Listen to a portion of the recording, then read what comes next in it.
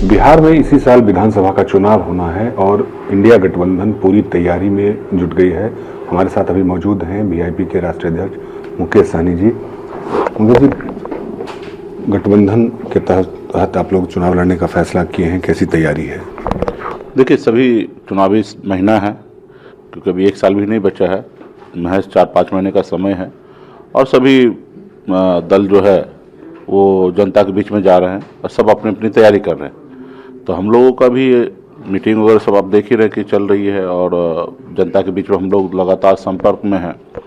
और इस बार बिहार के जनता ने मन बना लिया है कि महागठबंधन को लालू प्रसाद यादव जी की विचारधारा को लेकर हम लोग उतरेंगे और इस बार निश्चित तौर पर महागठबंधन की सरकार बनेगी और हम लोग मजबूती से 365 दिन यही काम कर रहे हैं। आज भारतीय जनता पार्टी को या जेडीयू, आज वो चुनाव नज़दीक आया तो अभी उनको जनता के बीच में जाना है, लेकिन हम लोग तो लगातार 5 साल से लगातार जनता के बीच में ही हैं और यूँ कह दीजिए राष्ट्रीय जनता दल पिछले 20 सालों से जनता के बीच में जा रहे हैं। ठीक है, तो इस बार परिवर्तन होना है क्योंकि बिहार में एक धुरी नीतीश कुमार जी अपना जगह बना के रखे थे और जिसके कारण कि नीतीश जी या लालू जी एक हो जाते हैं तो समीकरण उस पक्ष में चले जाते हैं और या बीजेपी और नीतीश जी हो जाते तो पक्ष इस साइड में हो जा रहे हैं कि 2005 से लगातार यही देखने के लिए मिला है। 2015 में आपने देखा कि नीतीश जी लालू जी के साथ गए तो बीजेपी 0 पे आउट हो गए। तो इस बार जो है वो नीतीश जी फैक्टर नहीं रहेंगे, आमने सामने की लड़ाई होगा क्योंकि नीतीश जी जो है अस्वस्थ हो चुके हैं।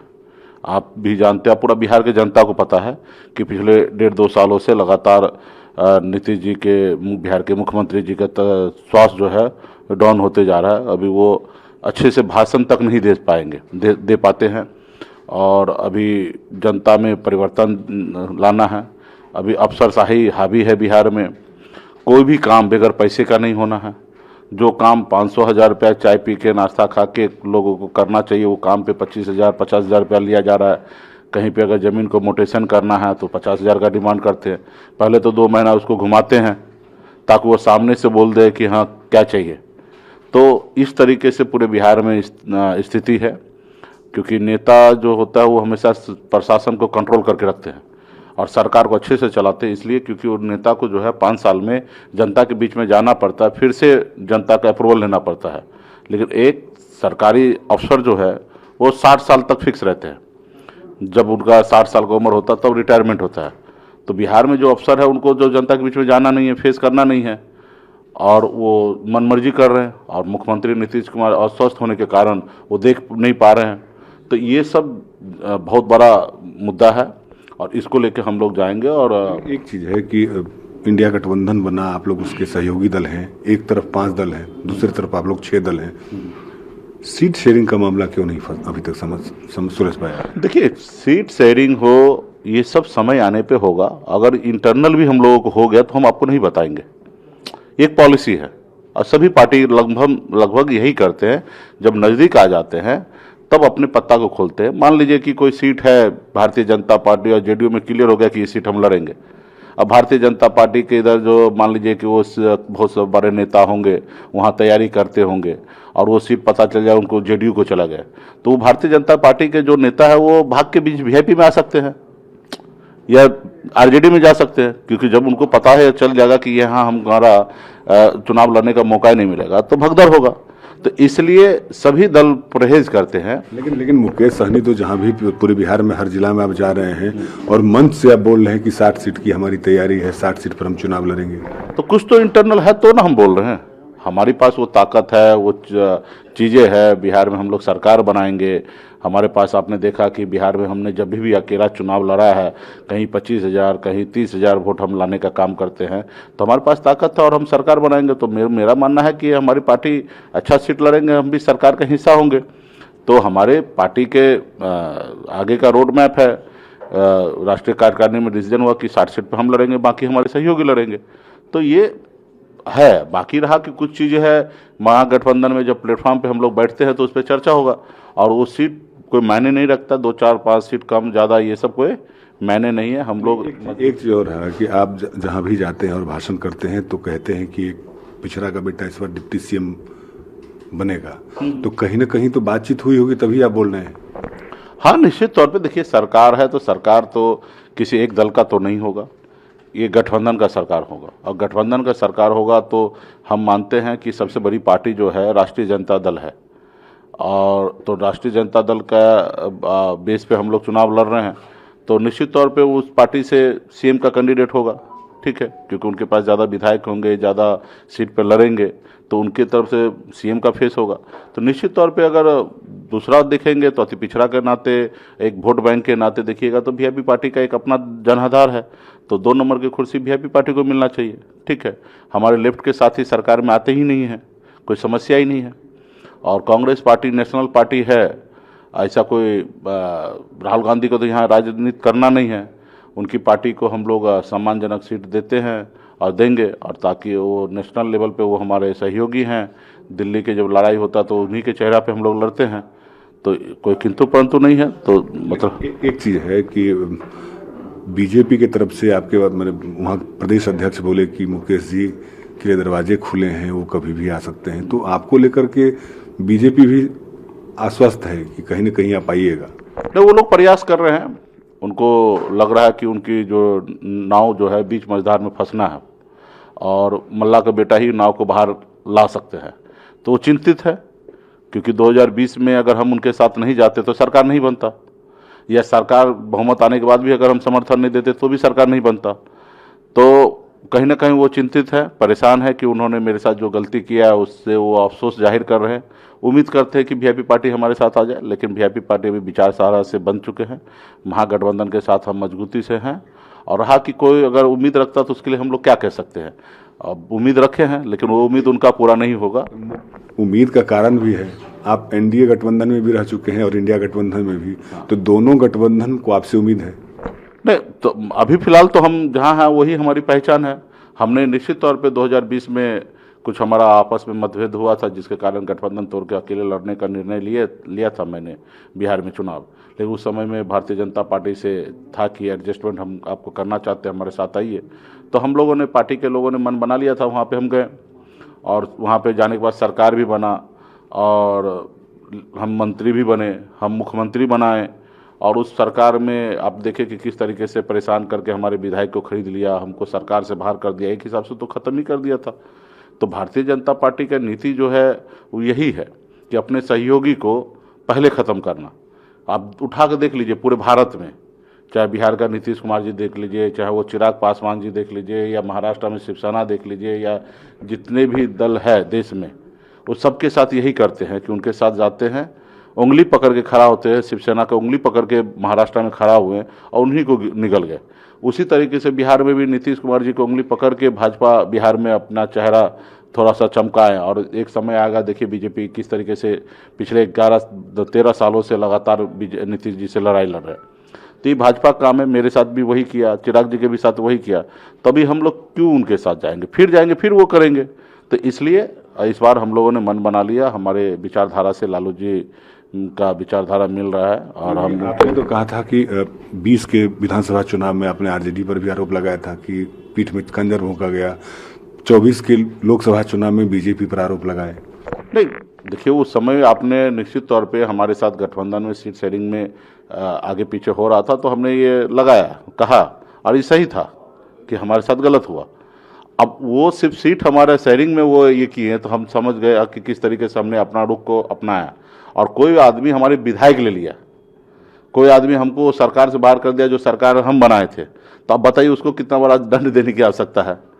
हमने वहाँ छोड़ दिया तो सरकार नहीं बना, अगर हम रह जाते तेजस्वी जी के साथ तो सरकार बन गया रहता और अच्छे बहुमत से बन जाता। महज 12,000 वोट का सिर्फ फर्क रहा, और कुछ ही सीट को लेकर रहा, वो भी कुछ सीट बेईमानी कर लिया गया, नहीं तो सरकार उन्हीं का बनना था।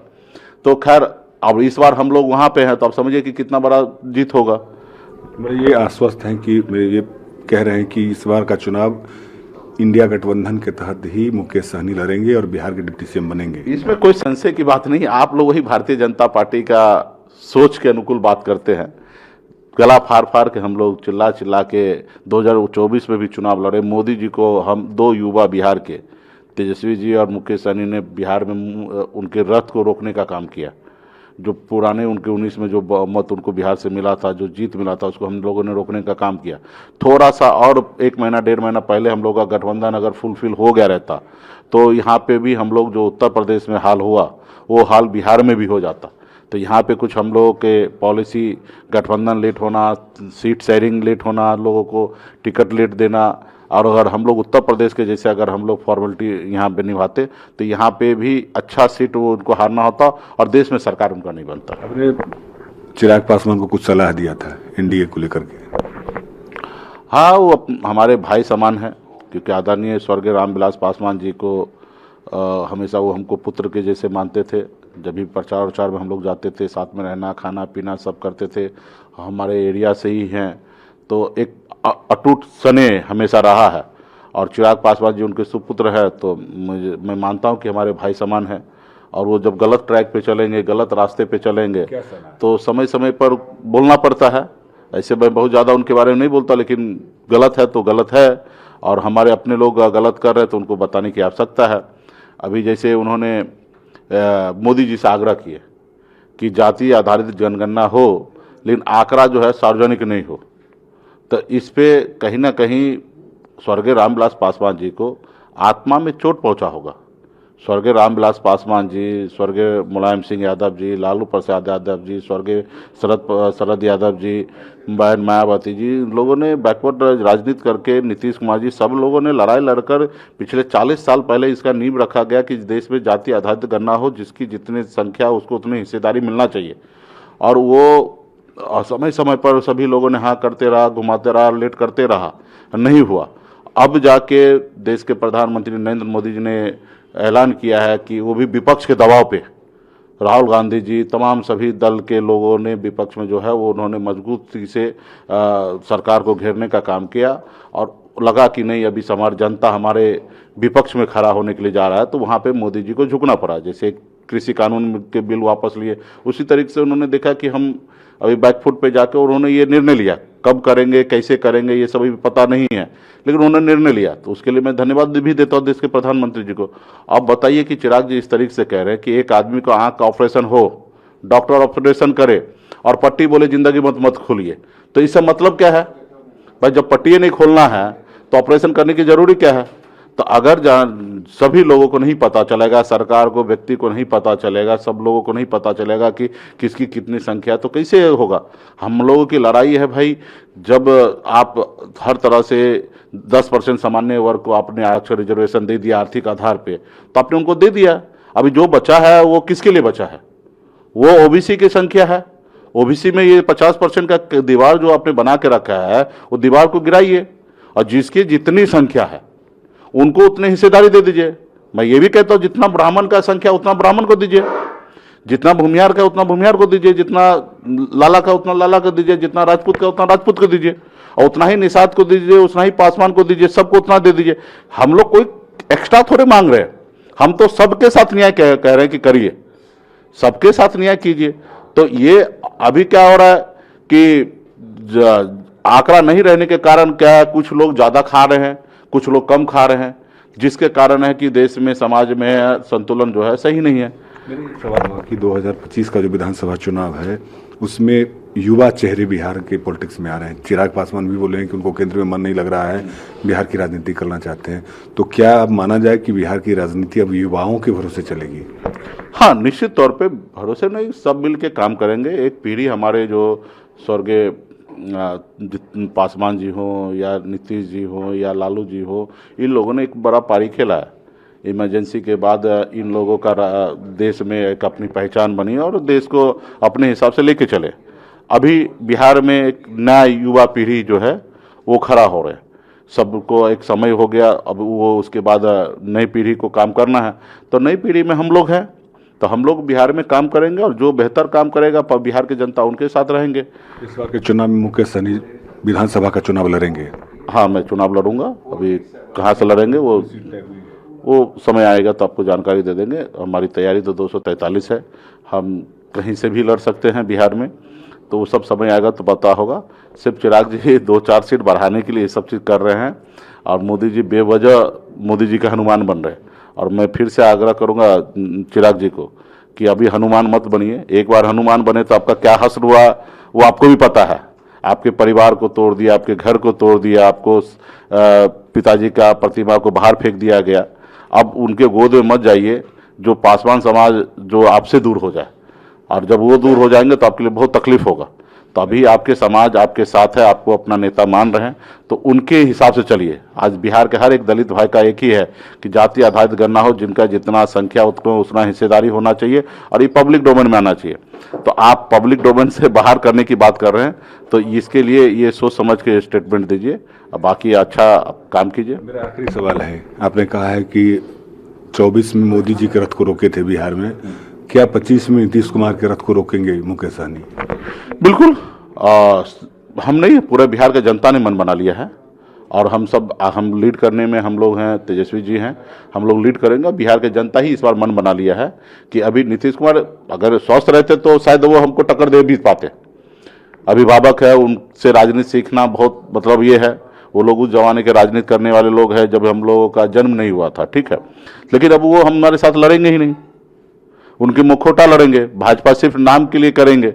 और सच यार, ये बिहार को सच्चाई पता है कि अभी नीतीश जी नहीं रहेंगे, भाजपा का आएंगे, तो वही जो उत्तर प्रदेश में जो योगी जी जो कर रहे हैं, चुन चुन के दलित पिछड़ा बैकवर्ड के साथ जो अन्याय कर रहे हैं, वो बिहार में भी होना चालू होगा। ये तो नीतीश जी के कारण है कि बिहार में दलित पिछड़ा बैकवर्ड जो भी है, ओबीसी पिछड़ा, इन लोगों के साथ जितना उन लोगों का जोर पहले चलता था वो नहीं चला। उससे पहले लालू जी ने रोका, और लालू जी के बाद नीतीश जी रोक दिए।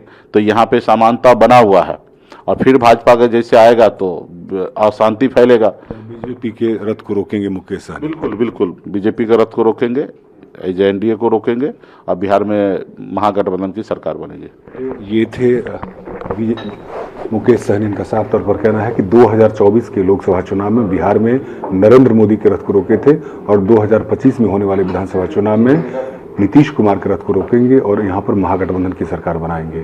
कैमरा मैन के साथ आदित्य झा, ईटीवी भारत, पटना।